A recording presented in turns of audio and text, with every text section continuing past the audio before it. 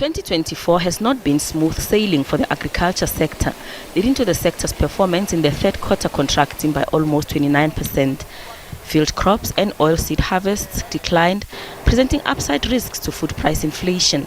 On the horticulture subsector, looking at amongst others garden crops, fruits and vegetables, there was black frost that set the sector back in the northern parts of the country. This led to damage to crops such as potatoes, leading to a spike in prices. El Nino-induced droughts early in the year that saw a decimation of crops.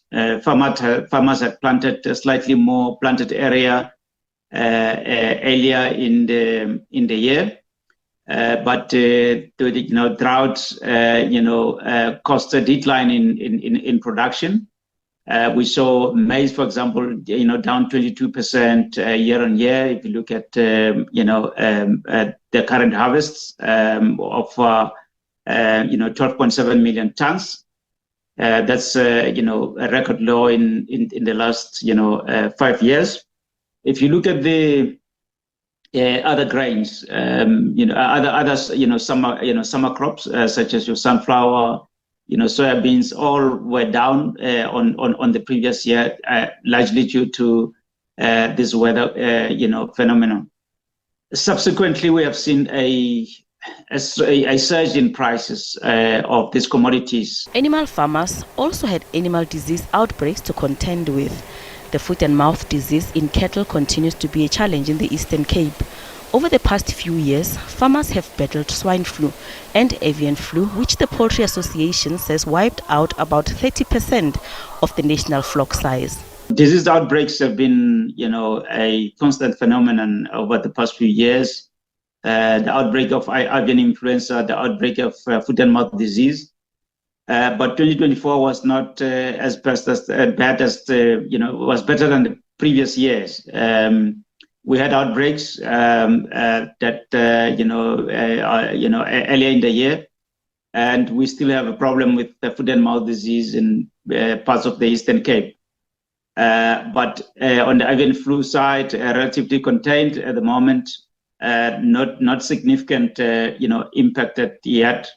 And we saw a little bit of recovery, and that is reflected in what we've seen with food inflation, meat inflation, which came down. On the producer side, the meat complex in terms of prices have been relatively subdued, and that's a reflection of tough economic times. Consumers were quite constrained in a slow-growing economy. The South African Poultry Association says the industry has been trying to rebuild the lost production and that it is negotiating with the Department of Agriculture for vaccines against avian flu. The organization says the H5 vaccines were officially registered for use in South Africa, while the H7 vaccines are still under the registration process. Even though we've been negotiating these protocols with government, not even a single application of vaccines that has been approved by government. So there's no single producer or any producer in South Africa that is vaccinating at this stage for the disease. Now, when we look into 2025, we may possibly have a better year in 2025 if everything is constant, which we believe it's not possible to have a constant, situation at ceteris paribus. We've already seen, globally the trend of the bird flu or the avian influenza, especially around America, which has spread to the dairy industry. Also down to most of the European countries, even here in the southern hemisphere, Australia, there's been cases reported. Even here in South Africa, one of the islands, the Marion Island, in November, was tested positive, on wild birds for the bird flu. So which bring concerns to us as an industry. The organization says it believes vaccines need to be rolled out to assist the industry with some level of protection. Going forward, there is optimism that the agriculture sector will fare better.